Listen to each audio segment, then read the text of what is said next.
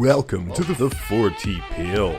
Are you tired of the average colored pill movement? Ready to step it up to the next best thing? Maybe you're not actually feeling like that whole proto-fascist baloney is for you. No matter the case, the 4T Pill is for you. Hello to everybody who's listening. This is another episode of Politics is Wrestling, where we talk about politics through the prism of wrestling. Now, for today's episode, I'm going to touch on a topic that I'll admit to some degree has been beaten to death and gone over time and time again. And it's a bit of a clickbait topic, I will admit to that also. But I would like to, I'm going to bring something different. Again, we talk about politics in the eyes of like a booker and in the world of wrestling. We're going to look at the rise of Trump. How is it that Trump won the election? Blue, blue, blue, the big surprise. And I think I'm going to assess it in the eyes of, I like to assess it in terms of the victory of Trump was in many ways the victory of a man who knew the right buttons to push, who understood what makes people tick, what they want to hear, and proceeded to do that. Donald Trump was an individual who, despite what some rumors may say, I know in Fire and Fury and a number of other sources have said that when he entered the election, when he announced that he was going to run for president, that it was just all a marketing ploy and something to further boost his brand, and maybe there is something to that. On the other hand, from the perspective of an outsider, and just based on what I saw and what I even see to this day, it looked like Donald Trump, and just knowing who he is and what it is in his personality, he, in my eyes, entered that race to win it. There was no doubt about that. It was to win and nothing else, because that is Donald Trump. He is all about winning, and he will win at all costs. Just like how people will say, it was just about, a marketing ploy and he never really expected it. He wasn't looking to become president, blah, blah, blah. Then if that was the case, why didn't he run in 2012 against Obama? He was teasing a presidential run back then, and he started that whole birtherism movement. He was putting different pieces in place for a presidential run, and then out of nowhere he decided to pull out and backtrack on that. Why didn't he do it then? What led to that? If it's also the case, why didn't he run for president when he was flirting with the idea of doing it in the early 2000s? There were all of these other opportunities when he had the chance to do it, but for some reason he decided not to do it then and instead now. I remember reading in an article somewhere that he spoke to Bill Clinton about it in respect to running for the president of the United States, maybe in like 2005. It was in the early 2000s from what I can remember reading. And Trump just, asked him for some advice on it, just tips. And I think Bill Clinton at the time, just thinking that it was just Trump just being a curious person and shooting away with general questions, answered his question. And what Trump's question was that if he were to run for president, should he do it on a third party platform or on one of the main parties? That was what his question was. And Bill responded by saying you should run for one of the big, large platform parties such as the Democratic Party or the Republican Party. It's not going to work with the third party. And that's what he ended up doing come 2016. And again, why did he decide to run in 2016 and not 2012? Because in my opinion, he knew he wouldn't win against Obama. He knew Obama was one of those individuals who was able to outwit him and had more charisma and gravitas and pull than he himself does. However, when it came to the situation of the 2016 elections, where even in for the Republican nomination, there was Jeb Bush, who was like kind of the front runner at the beginning. Well, you had like Jeb Bush, Marco Rubio, Ben Carson. You heard all of these different candidates who just weren't really it, to be quite frank. And we saw that when Trump walked up on stage and just made him look like a fool. Whether, it was by way of policy ideas and actual substance or just in terms of showmanship, he made them look silly. He completely, sorry to say, emasculated Jeb Bush. He just, one by one, just tore them all apart. And I think, him choosing to run at that time instead of 2012 or even earlier highlights the fact that, strategically, it wasn't in his interests to run at earlier dates because it was less likely for him to win. Whereas in 2016, the Republican candidacy, the circle surrounding that was weak. And it was a situation where, as we know, Hillary was rumored to be running for president again. She ended up confirming that. And it's this situation where you've got somebody who, with Hillary Clinton, she lost against Obama. Like, she's many things, but charismatic is not one of those things. And yes, we talk about a Donald Trump and then we talk about a Hillary Clinton, and we put those two up against each other. And you get this contrast in styles and presentations. And what you essentially have is, there is this Donald Trump who is this slick celebrity businessman who just has the audacity to walk into the world of politics and believe that he is going to run for president. And then there's Hillary Clinton, on the other hand, who's been in the business of politics for over 20 years, has been slowly building up towards this moment, paying her dues, and is, argued by many as a very competent, experienced person, in the sense that that was the main argument for her. It was Hillary Clinton. There's nobody more qualified than Hillary Clinton for this job, for this role.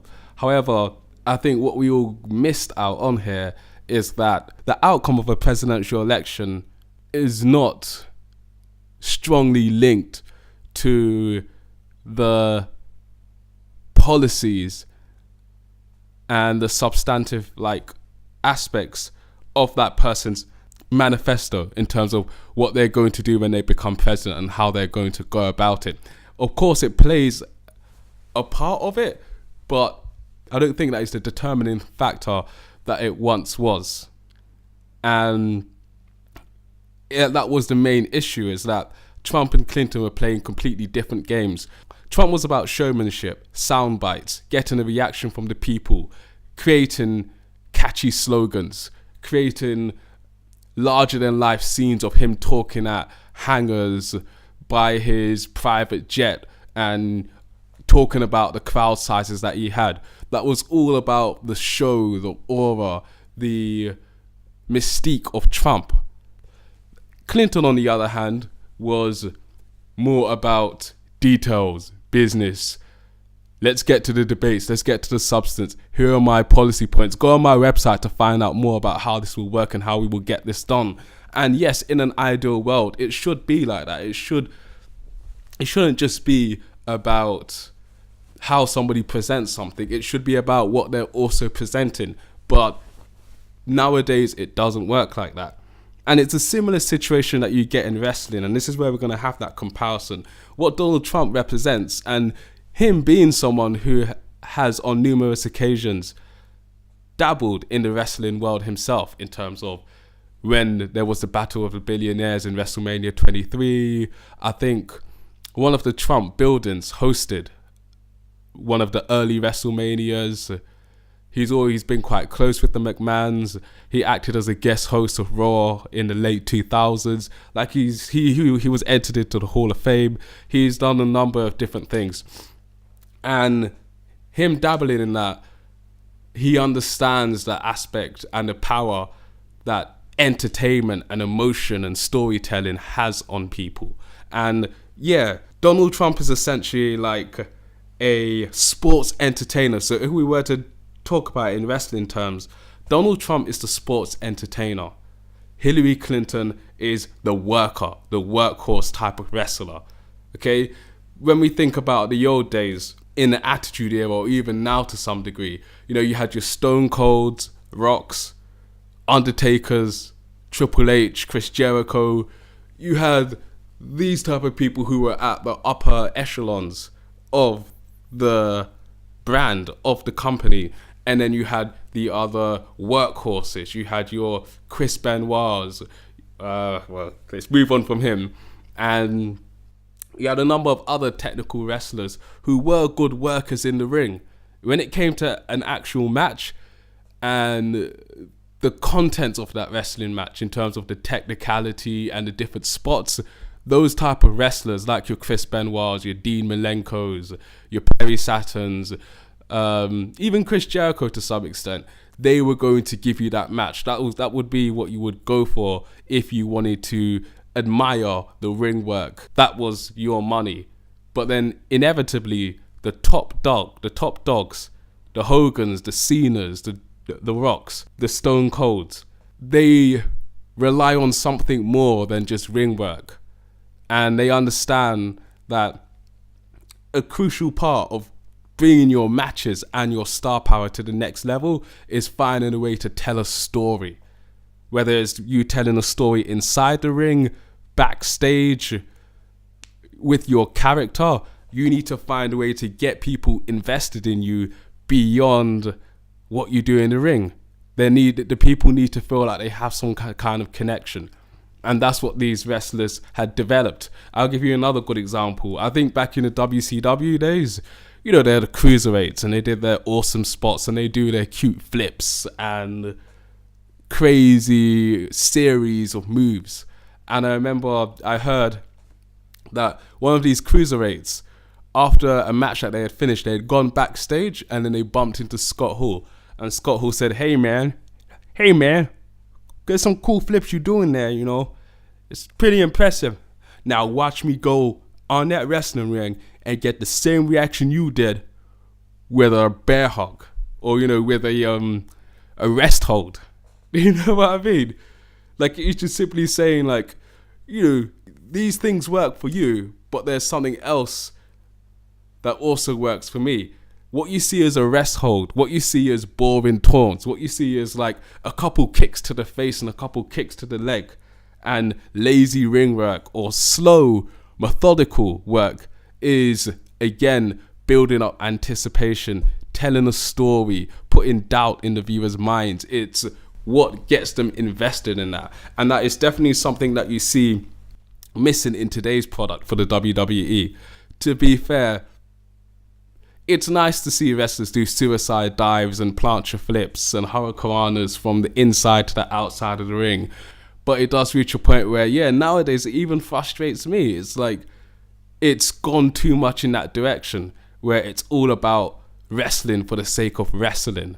And these wrestlers don't tell a story in the ring anymore. They just do a bunch of flips and some insane spots and that's it. And I think it's also part of the reason why the product, the WWE product, doesn't draw and doesn't bring in viewers in the same way that it did before.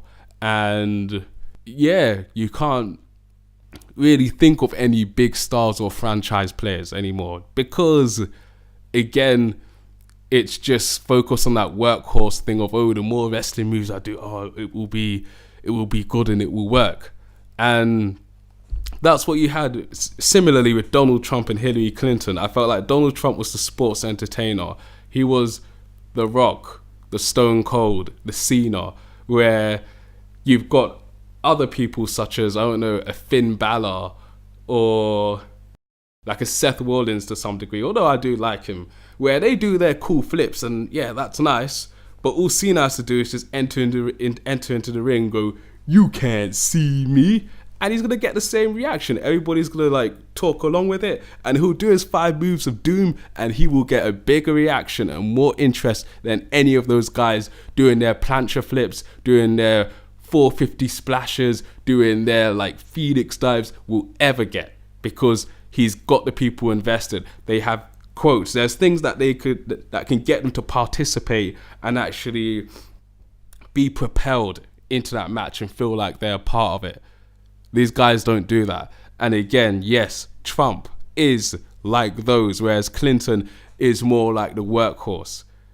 Trump is like the WWE of the Attitude Era, and Clinton is like the WWE that you see now, or more specifically like WWE NXT, where, hey, their wrestling is amazing. Like, it is something to watch and just bask in and behold. However, you can't build a mega star or a mega brand off of that alone. When you think of WWE NXT, how many of those wrestlers could you see being anything like a Cena? So I'll just pause for a moment. I'll leave you to think about that. How many? You've got Tommaso Ciampa, Johnny Gargano, Adam Cole, a few of these others, and don't get me wrong, they're good at what they do. They have their shtick, but nothing really screams star about them, even with Ricochet.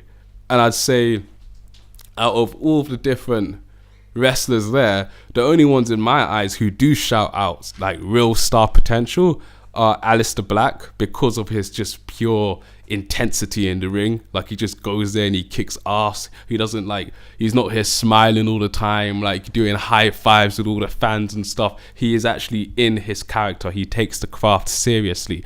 And then, of course, Velveteen Dream. That guy is money right now. You need to get him on the WWE main brands sooner the better with that person. And yeah, those stars understand the entertainment aspect of it, whereas many of these other wrestlers like the Ricochets and Johnny Garganos and all these different dudes are too caught up in the sports aspect of sports entertainment. And yep, Donald Trump is the entertainer, Clinton is the workhorse. Clinton had the detail, she had the substance, she had the experience, she had the competence, but she didn't know how to use that in a way that could engage the audience, that could actually get them invested and caring. Donald Trump managed to tap into that. Donald Trump managed to talk about issues which got to the heart of what a certain demographics were feeling. Donald Trump created catchy slogans and used language which was easy for people to understand and follow and repeat. Donald Trump, put forward a certain image of, so-called alpha-ness to his audience. He created a character. He created a character that helped people remember him and develop some sort of connection with. Whether that was good or bad, it was a connection. Hillary Clinton did not do that and has never really been able to do that. Unlike her husband, Bill Clinton, who was another good example of someone who was, very charismatic, very slick, and knew how to engage with regular folk, and had a story, and had, a story that he consistently underpinned in terms of, you've got this, how would you say? Yeah. You've got this governor of Arkansas, this kind of small Midwest state. He came from relatively humble beginnings. He's Bubba, and he always ran with that theme in terms of how he spoke, how he engaged with the audience, the different issues he decided to prioritize. All of those matters. It was all connected to that story, and again, it had people invested. It made people think they had a connection with him, and then that helped him go to the ballot on 2 separate occasions and successfully win. And people such as Trump, Clinton, Obama, they understood that. They understand the fact that, like, if you were to assess speeches, you look at the speeches that the presidents give today compared to the speeches that Abraham Lincoln and, the presidents of the 19th and early 20th century give. And the language used and the way that it's communicated today is watered down a lot. The vocabulary range is a lot more narrow. It's it's all done in a way to just engage directly with the audience. Because whether we like it or not, nowadays, I think mostly because of technological changes, because of the advent of TV, social media, there is an entertainment aspect that has been inserted into politics, and it's been reduced to a popularity contest. Whereas I think in the days prior to technology, where, prior to TV, maybe there was the radio and there was the newspapers, where the electorate were forced to read and think about these different candidates in more detail because of the way it was presented and the way that it could only be presented because of the limitation in technological factors.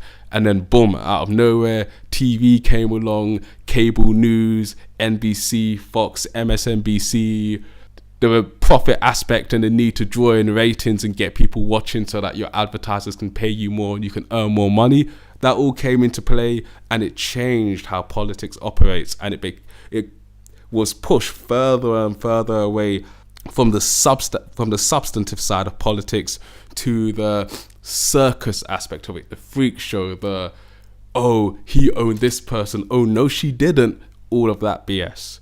And perhaps if Hillary Clinton was running against someone such as Trump 50 or 60 years ago, she would have won a landslide, both in terms of the popular vote and in respect to the electoral votes. However, it's a different ball game today, and she failed to understand that, and she paid the price for it. And going back to it, Donald Trump is the sports entertainer. He understands that perhaps, he can go in, just like the sports entertainer, the wrestler, that perhaps that wrestler can do some cool flips and go on the top ropes and do drop kicks and cross bodies like The Rock used to do at the beginning of his career. The Rock did that, and then later on down the line, he stopped doing those things because he realized that's not what the people ultimately want to see, or what's going to ultimately get them really invested in this match. Is going to be my people's elbow, my corporate eyebrow, my 5 smacks to the face, and then the little spit to the hand, and then the last smack.